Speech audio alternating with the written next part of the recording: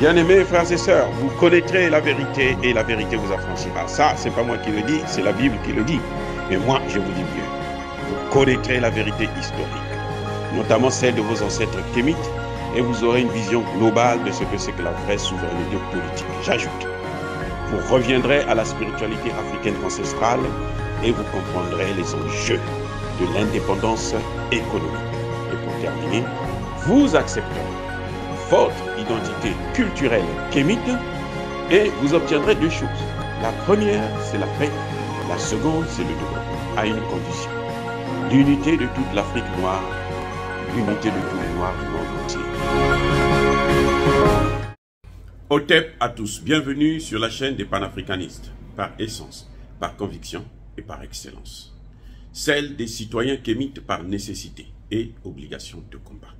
Nous sommes une chaîne qui n'est guidée que par nos ancêtres et rien que par les ancêtres qui appartiennent à l'égrégore du monde noir. Par conséquent, nous ne croyons en aucun Dieu venu de l'étranger.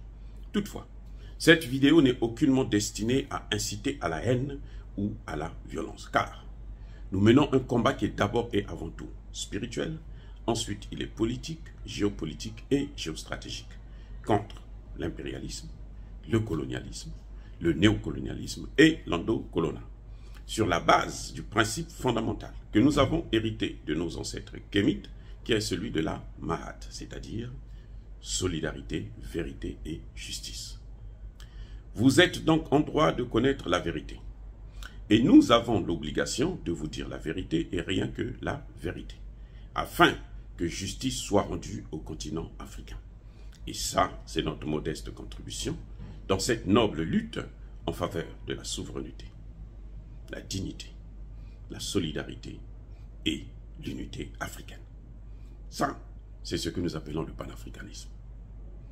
Bien-aimés frères et sœurs, Tshisekedi, le président de la RDC, du Congo démocratique, même s'il n'a rien de démocratique, mais on va l'appeler comme tel, pour le différencier surtout avec l'autre Congo.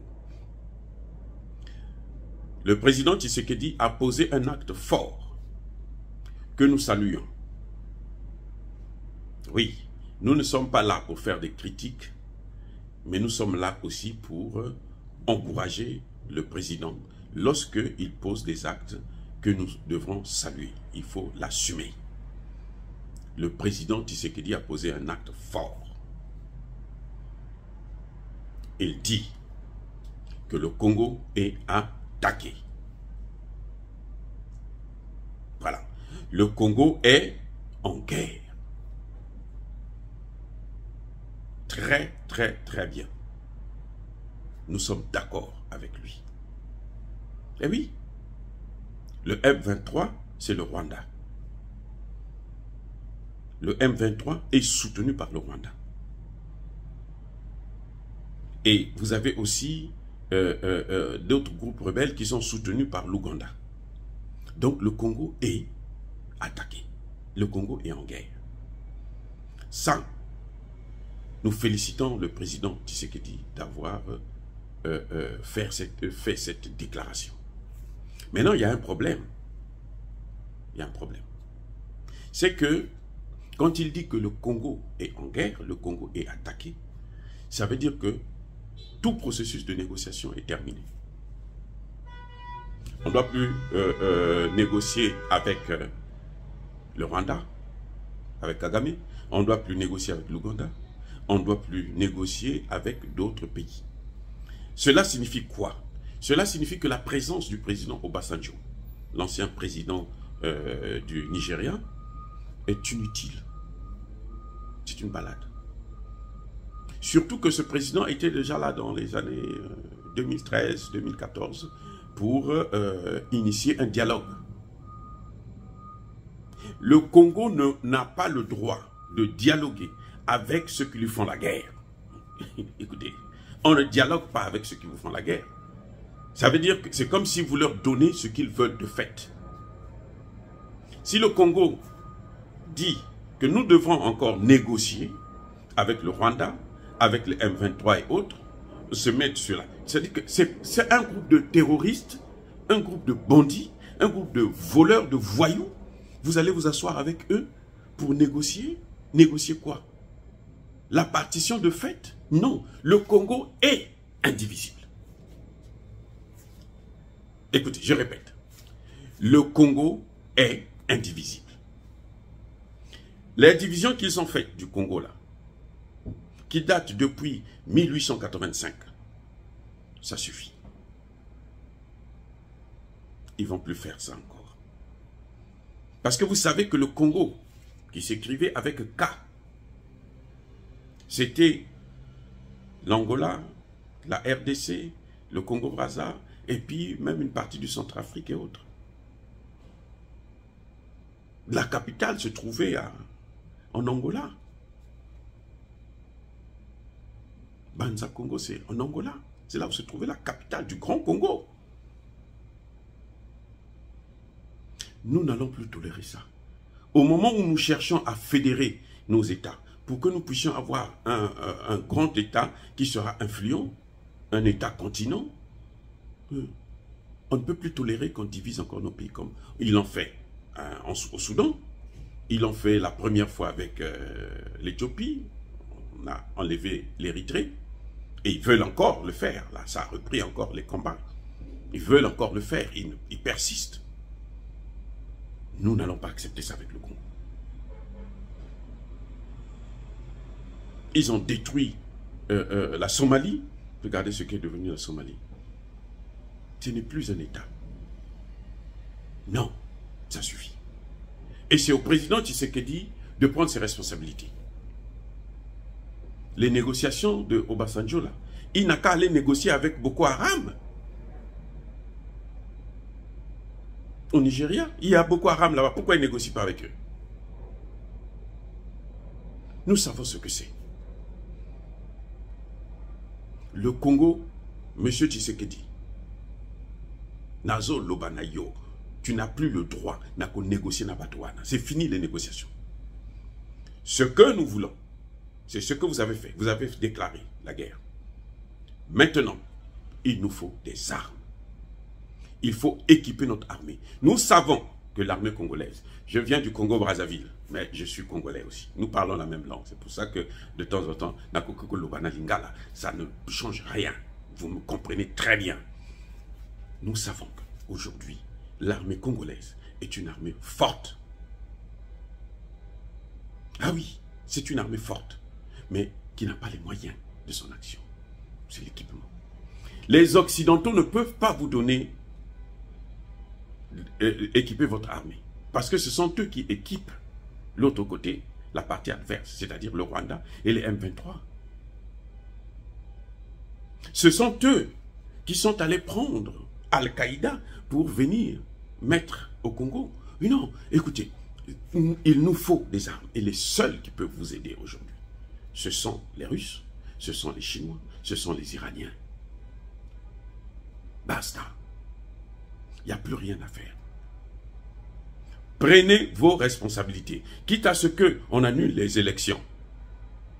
Et même les gens de l'opposition, les candidats, tous les candidats à l'élection présidentielle devraient savoir qu'il ne devrait pas avoir élection si le problème du Congo n'est pas stabilisé.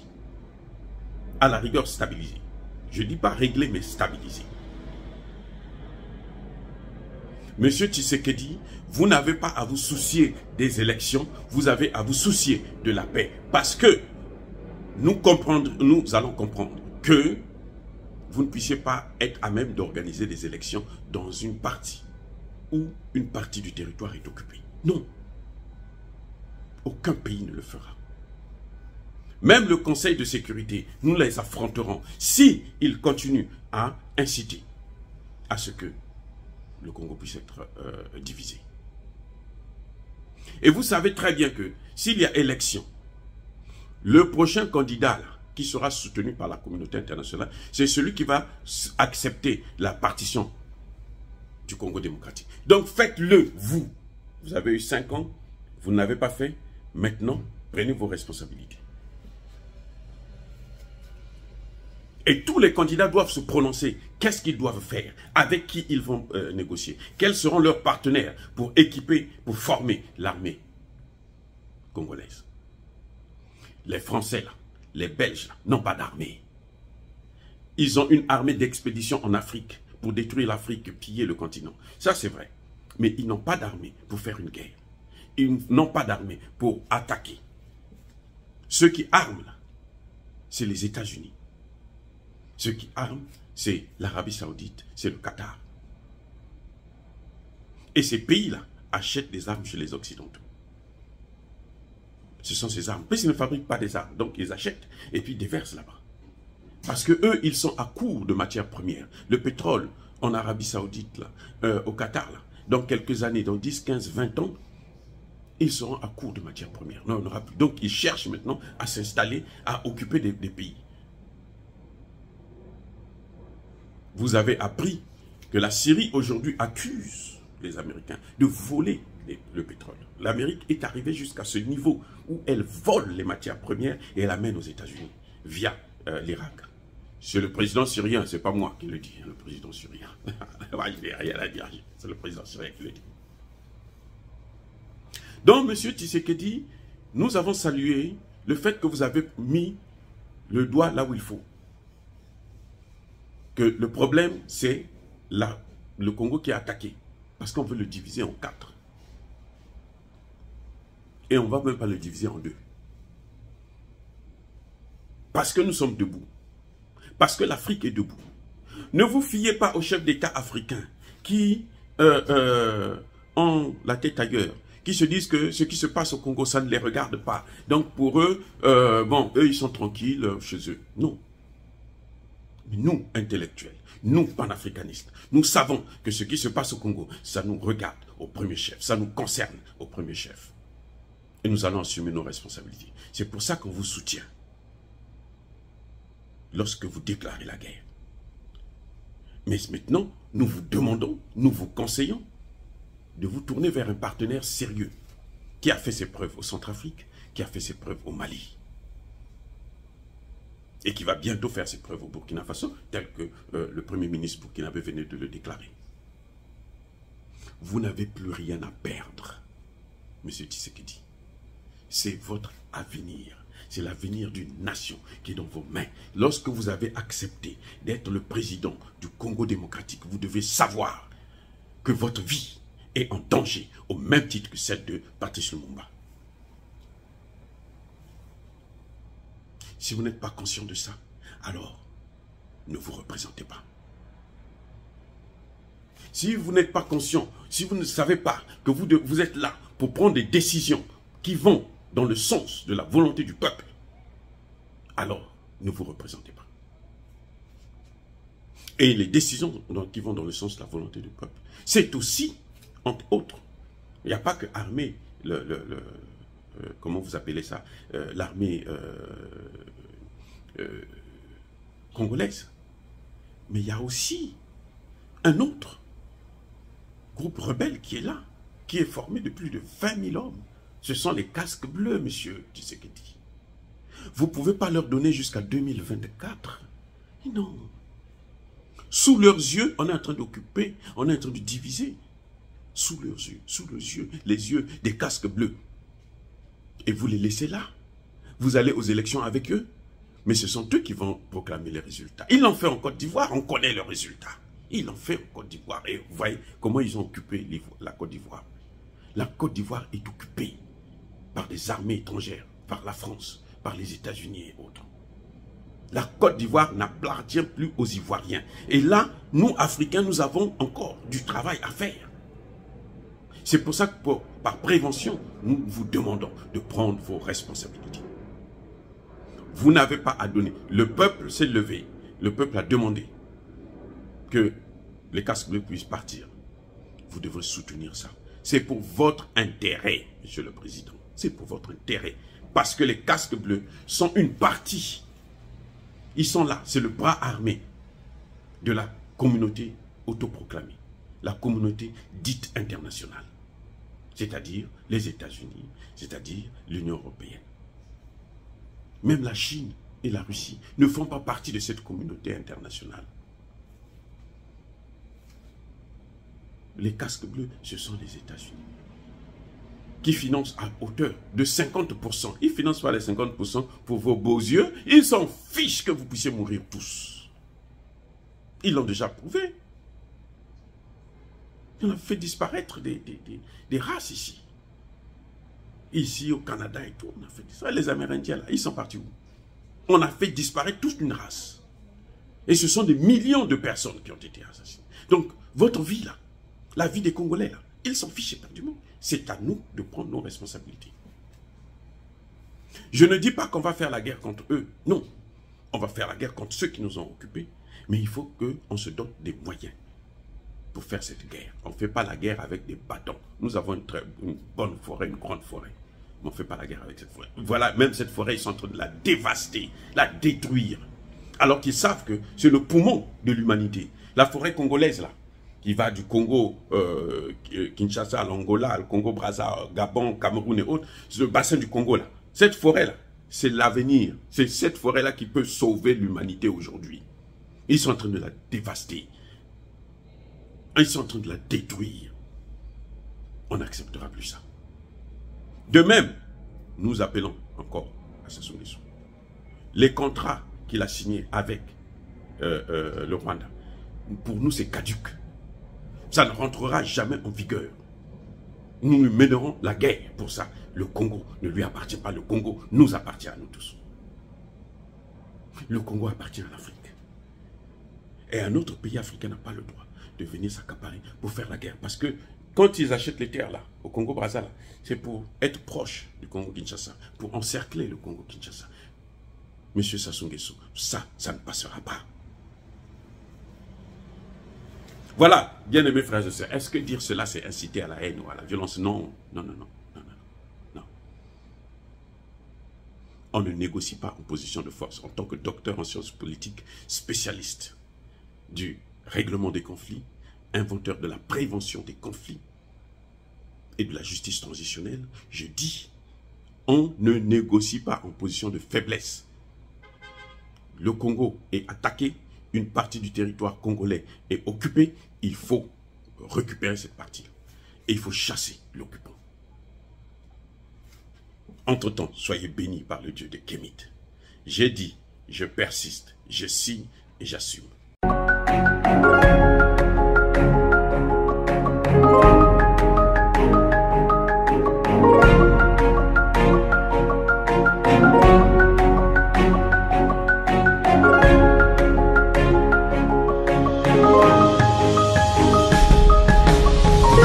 Eux, ils marchent par la foi et non par la vue. Mais moi, je vous conseille vivement de marcher par la connaissance scientifique et historique, notamment celle de nos ancêtres kémites, par les 5 sens et par l'intelligence. À vous, à Pierre.